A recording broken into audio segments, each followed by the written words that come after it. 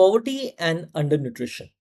So, in this recording, we're going to talk about some empirical observations from poverty related to demographic features, rural and urban poverty, assets, nutrition.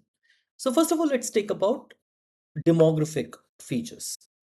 Now, what we know generally is that poorer is the family, larger is relatively the family size, right? And there are few examples also which have been taken up in order to show that yes, this is true, that more poor is the family, relatively larger is the family size. So, more poor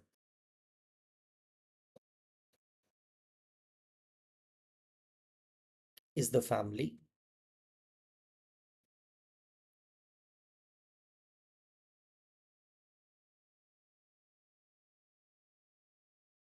relatively,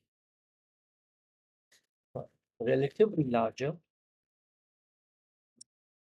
Let's see what spelling I'm writing. Relatively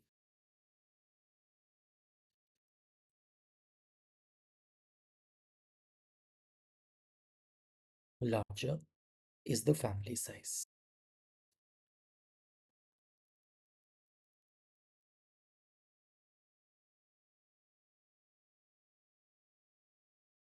right? There are few examples also. In Brazil, there was one study which was done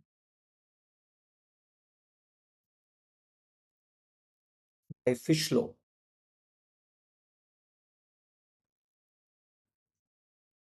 in 1972. And they said this that 29% of all families which are poor, they had the size of six or more individuals. Right? These families who were falling below the poverty line, out of them, 29% of the families, 29% of the families have the family size of six or more children or six or more individuals. They can be elderly also, six or more individuals are there.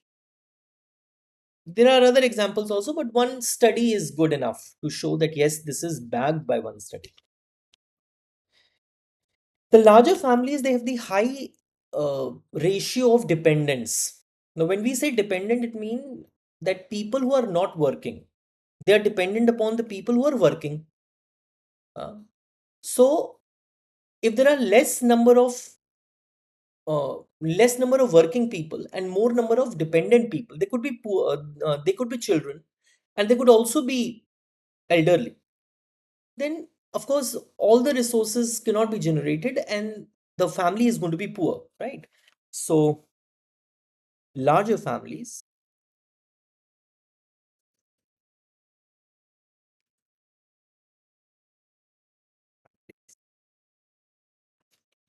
often have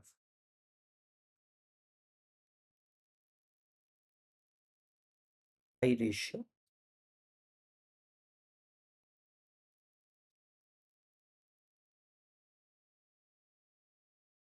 dependent members.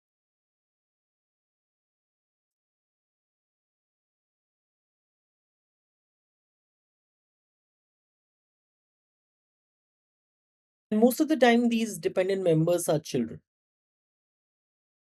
right? These dependent members, they are children.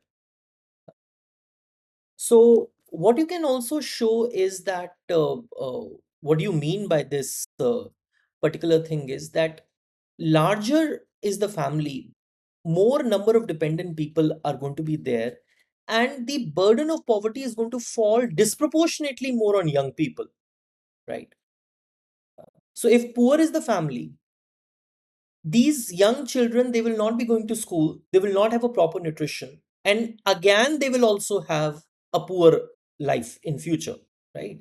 Because in case if they are not going to be well educated, if they are not going to be well educated, they cannot earn well. If they are not properly they do not have a proper nutrient or nutritious diet, then also they will not have uh, capacity to work more, right? So you can say that the burden of poverty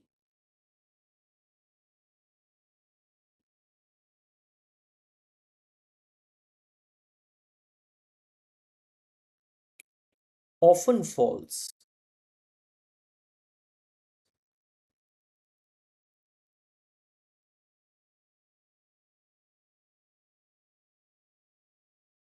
disproportionately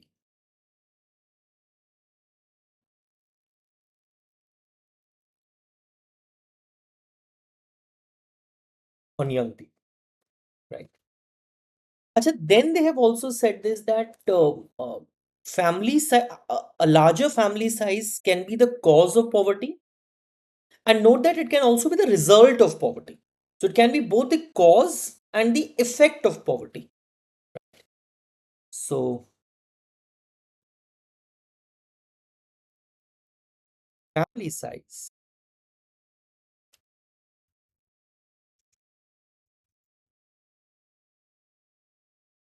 may be both a cause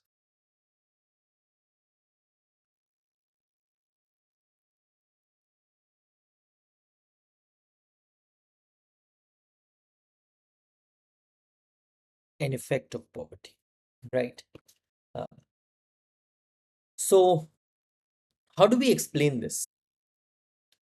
How do we explain this? See, mainly these larger families who have larger number of childrens, right? They will have lower per capita income. Why? Because if because of the larger dependency ratio, उधर उनकी उनकी family में ज्यादा children है तो सबकी per capita income कम हो गई, right? Poverty can also feed itself on by creating an incentive to have the larger number of children in the family, right?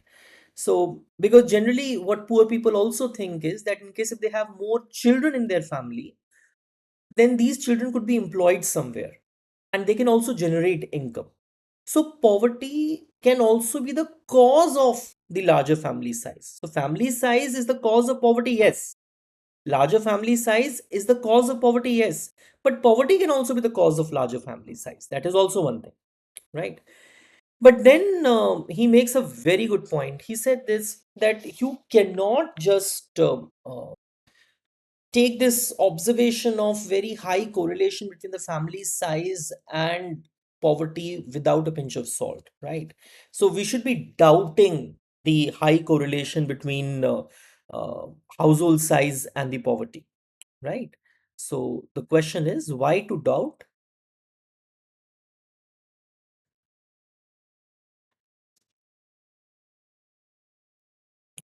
Why to doubt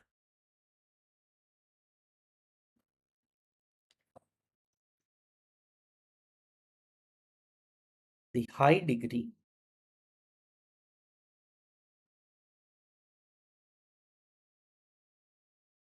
of observed correlation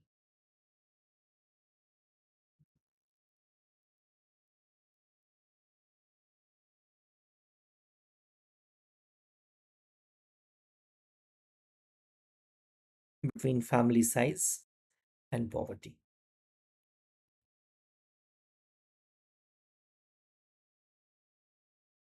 Between family size and poverty, right? देखिए, पहली बात तो ये है कि if you're just looking at the per capita expenditure, right, of the household as a relevant indicator, that just see the larger the family size, per capita expenditure is less. Uh, but you also have to understand that children are not going to consume as much as what adults are going to do, right? So that is one thing. So larger households, they will have larger number of children, and the children are going to consume less than the adults, right? So the per capita, so if you're going to use just the per capita expenditure, that is going to overstate the amount of the poverty.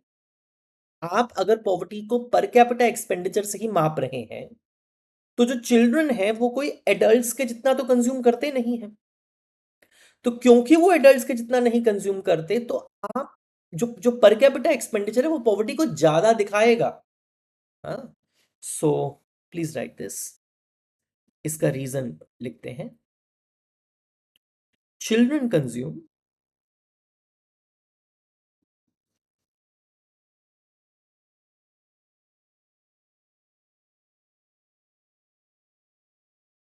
Less than adults.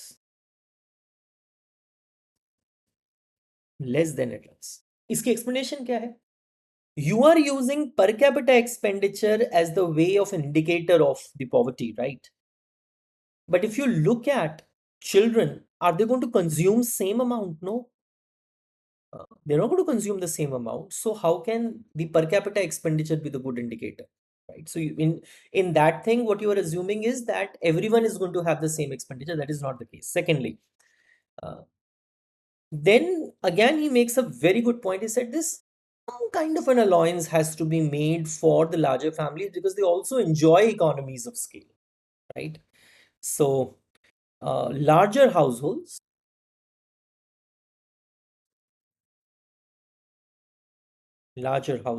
enjoy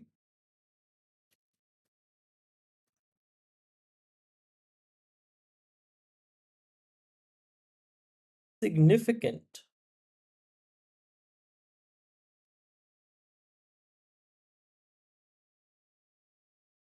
economies of scale, right? Uh, so once again, per capita measures are going to generally overstate the extent of poverty. So larger households enjoy significant economies of scale. तो जहाँ पे भी जो expenditure हो रहा है, अब क्योंकि उसमें इतने सारे मान लीजिए in case if there are so many children there in one particular household, then maybe a same kind of dress could be purchased, and when you're going to buy in bulk, it is going to what do you call cost you less. So those simple things are there. So some allowance have to be made for the fact that the larger households are going to enjoy significant economies of scale. That is also one thing, right? uh, then what you also said this that there is one more problem. The problem is women are disproportionately represented in the poor household. अच्छा इसके लिए उन्होंने एक तरीका दिया कि when you look at the poverty now, so you're giving weights to the different individuals. So why not give a lesser weight of consumption to children and give more weight of consumption to the adult? So instead of having just a simple average, let's have a weighted average. That is the point they're trying to say. Okay. फिर उन्होंने कहा कि as far as women are concerned, they are disproportionately represented as heads of the poor household, right? Uh, so please write this. Note that also. Women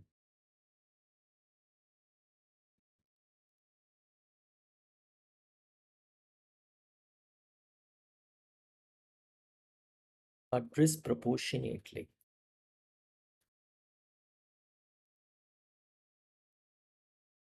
represented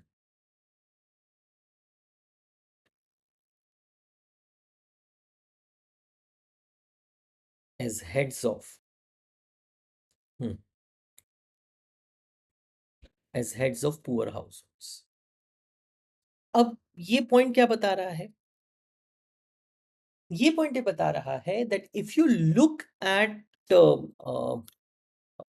poor households, many of these poor households are headed by female. Why this would be the case? Because there is not even one male bread earning member of the family. There is no male member who is earning. So these households are going to be poor. अगर studies के अंदर ये पाया गया है कि बहुत सारे पुअर हाउसहोल्ड्स में जो हेड है उस हाउसहोल्ड की वो फीमेल है और उसमें कोई भी मेल ब्रेड विनर नहीं है, मेल ब्रेड अर्नर नहीं है, तो उन हाउसहोल्ड्स की जो स्थिति है वो अच्छी नहीं. This is what has been found in the study. And he says this that the absence of a principal male earner appears to be closely related to poverty. So in case if there is no male earner, then that is going to be closely related to poverty. Second point है बेटा, rural and urban poverty.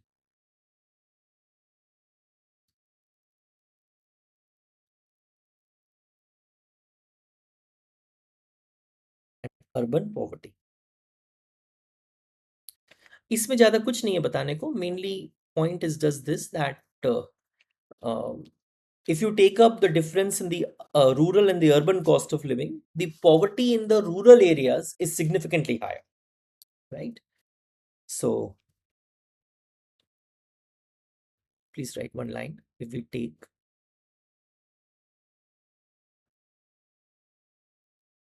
take into account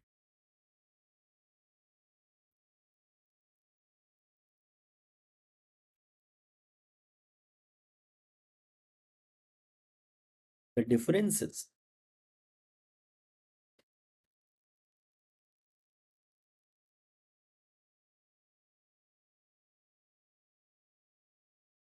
in rural and urban cost of living,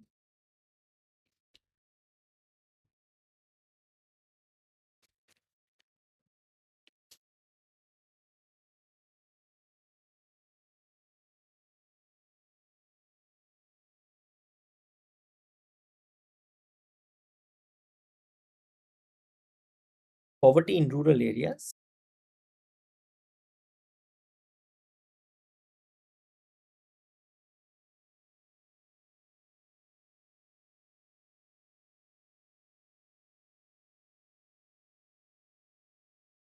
significantly high, right?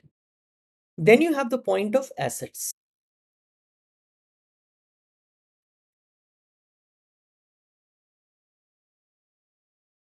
Then you have the point of assets. देखिए, poverty के साथ ये problem है that in case of the poor household, they will not have a proper ownership of assets. They have a lack of ownership of assets. ये important बात है, of the productive asset. So just as the paucity of assets they are going to lead to poverty, the condition of poverty also leads to the sale of assets. अगर आपके पास assets नहीं है तो poverty होगी, और poverty होने की वजह से आपके पास जो assets हैं वो भी आप उनको बेचेंगे. These are closely related things, right? So let's write few points. That is, you have this lack of poverty is related with lack of ownership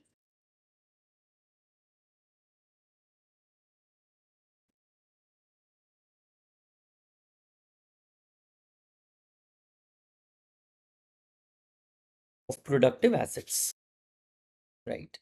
Of productive assets. So also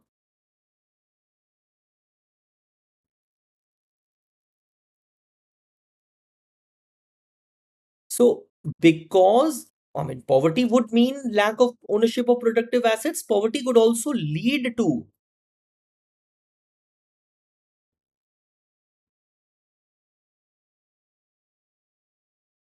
sale of assets.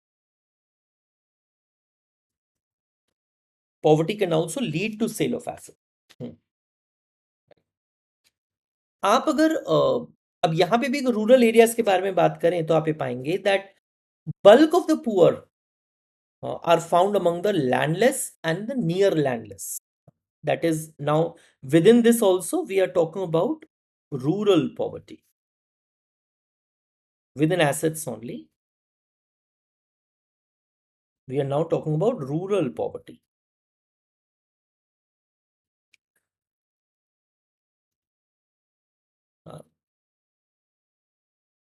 एक तो बहुत सारे poor they are being found in the rural areas, and even among them the bulk of the poor are among the landless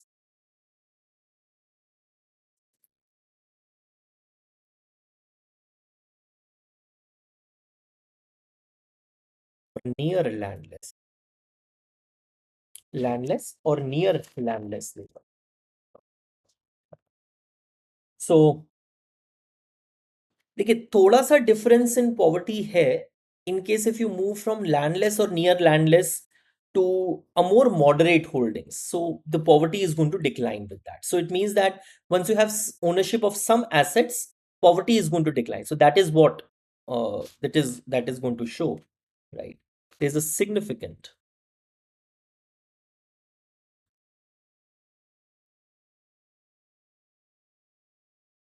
significant difference in poverty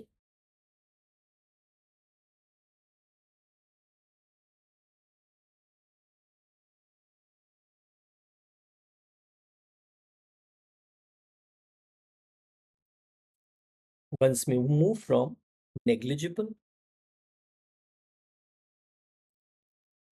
negligible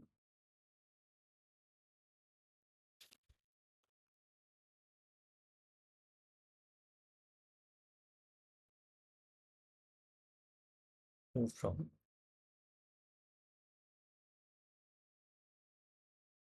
negligible to more moderate holdings.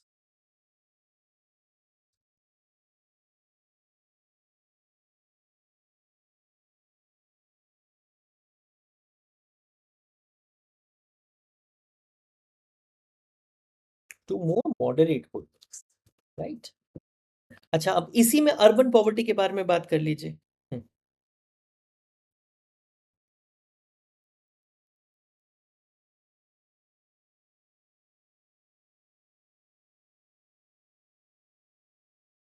Urban poverty में आप ये देखें कि most of the urban poverty is among self-employed and wage labor, right? And most of the poor, they are residing in the informal sector. So urban poverty is a mix of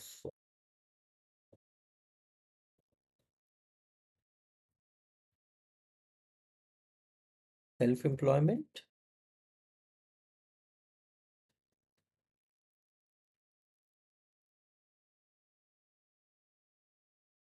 and wage labor. And most of the poor, they are residing in the informal sector.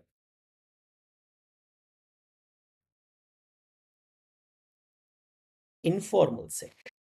Self employment के लिए जैसे vendors, petty traders, tea stall owners, right, etcetera.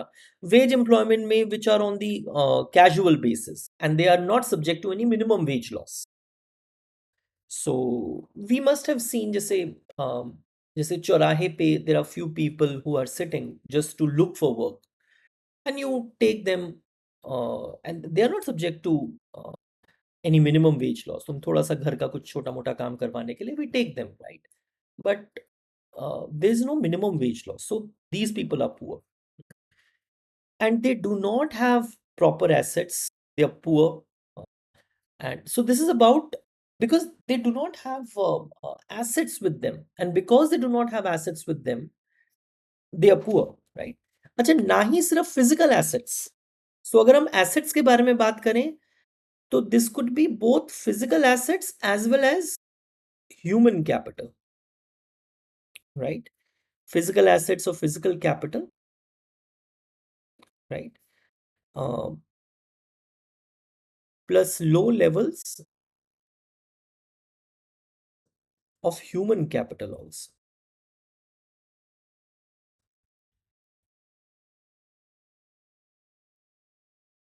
Plus low levels of human capital also. Low levels of human capital में क्या है? And for example, these people are not going to be well educated, right? क्योंकि उनके पास human capital नहीं है, so their earning power is also very, very low. That is also one of them. Then you have the case of nutrition.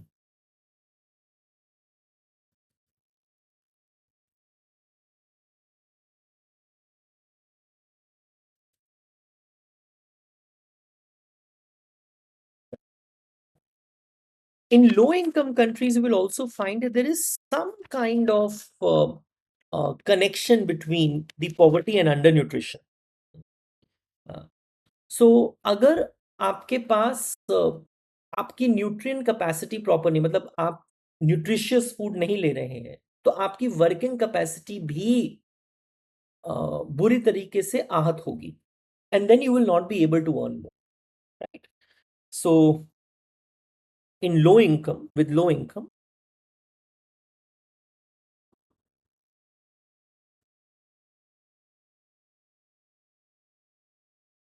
with low income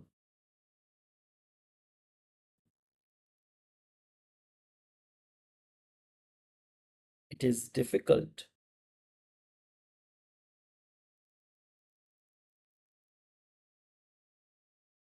for individuals to acquire adequate levels of food.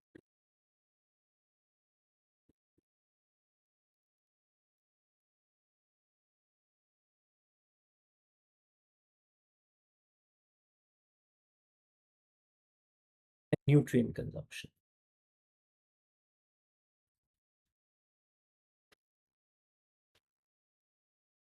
And nutrient consumption, right? अपने लिए और अपनी families के लिए उनके पास proper पैसा नहीं है कि वो इस तरह का फूड ले पाए, right? और बिकॉज प्रॉपर न्यूट्रिशन नहीं है, so all of this could lead to various other problems also. Problems such as muscle wastage,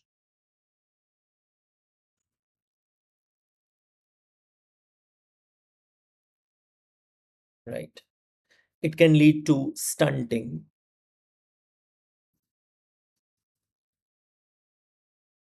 right? So they are more susceptible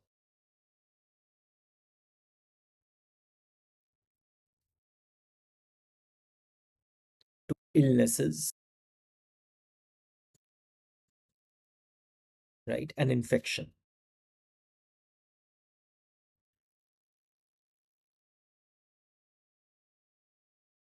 And the other problem with nutrition also is this, that it can also affect the cognitive skills.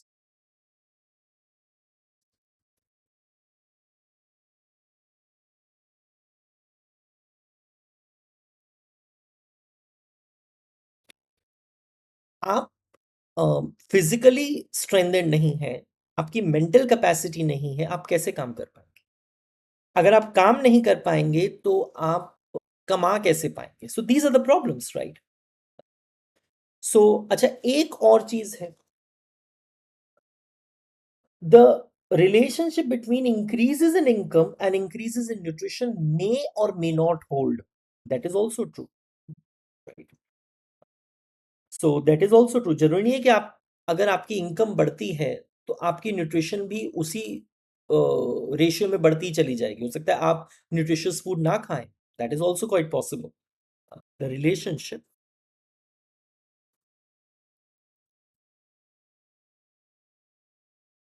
the relation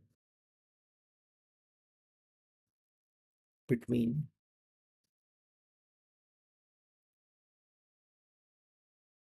increases in income or expenditure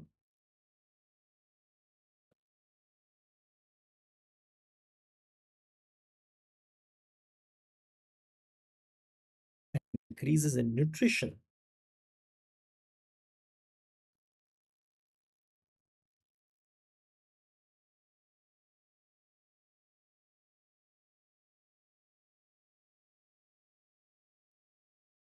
may or may not hold, right? May or may not hold, yeah, may or may not be strong, right?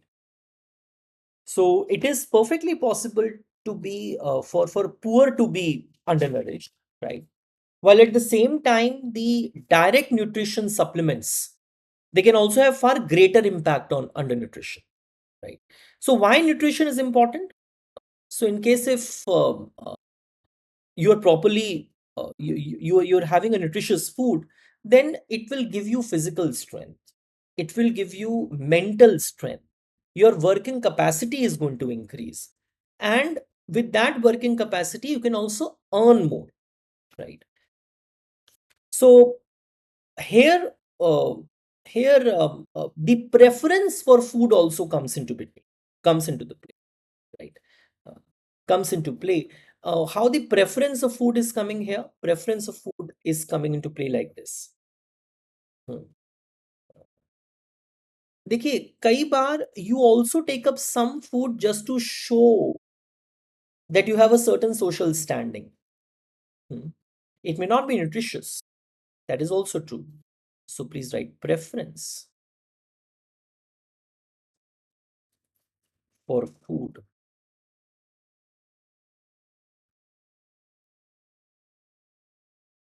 for culinary pleasure, for culinary pleasure,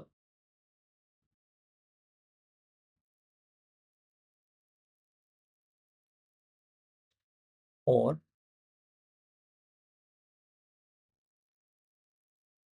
to show social standing,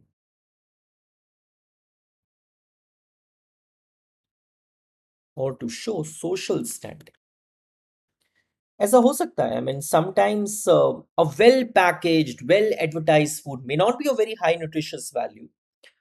They are recognized as the social and economic, as an indicator of social and economic attainment, that you have reached it, something like that. So these are few points which I want you to write in the answer as far as this is concerned. So please read the reading also.